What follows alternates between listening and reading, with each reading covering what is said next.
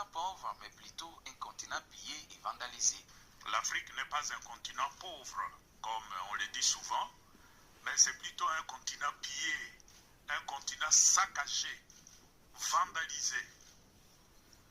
Un cri pour que le monde revienne à la notion de la dignité de l'être humain. L'archevêque métropolitain de Kinshasa a dans son allocution relevé que le minerai critique, pomme de discorde de la guerre dans l'est de la RDC, sont à la base de la prolifération des groupes armés en Afrique. On n'a pas besoin d'appauvrir certains peuples pour enrichir ailleurs.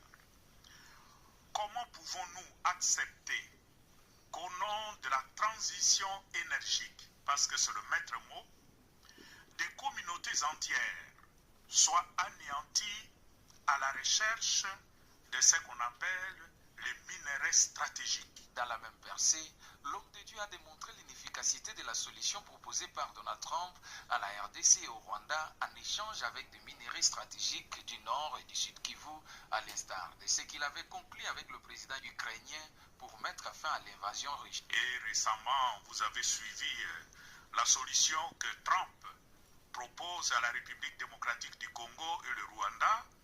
Vous êtes en guerre entre vous et la cause de la guerre, c'est le minerai. Moi, le grand Trump, j'arrive, je vous réconcilie et vous me donnez le minerai. Il a tenté cette solution en Ukraine. Ça n'a pas marché, mais bon, chez nous, tout le monde court. Tout le monde a peur de Trump. Ces propos du cardinal, qui se montrent critiques, interviennent quelques jours après la signature de l'accord de paix entre Kinshasa et Kigali à Washington. La paix au Congo, ça ne sera pas pour demain. Lorsque vous ravissez, vous détruisez les biens des gens par haine. Je suis victime d'un complot. Un complot. Je préfère vous le dire. Vous avez suivi une aventure, là, un rapport bidon de cette cour des comptes des cons. Tout a commencé à partir de là. Ça c'est fort. Je préfère le dire. Parce que... Dans un ton alourdi assorti de menaces, l'ancien président de l'Assemblée provinciale de Kinshasa et membre de l'Union sacrée de la nation est sorti de son silence au sujet de la démolition de son immeuble. Il dénonce une cabale montée contre lui et menace de rejoindre l'AFCM 23 s'il n'était pas pasteur. Mais si je n'étais pas pasteur, vous m'auriez entendu à partir de comment? Mais non, je ne veux pas le faire, mais je préfère vous le dire. C'est toujours bien de condamner les rebelles. Mais avec des choses comme ça, qui peuvent accepter ça?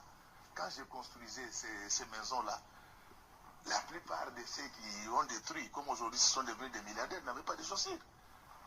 En revanche, l'évêque Jibayama Pia, représentant des églises du réveil du Congo, appelle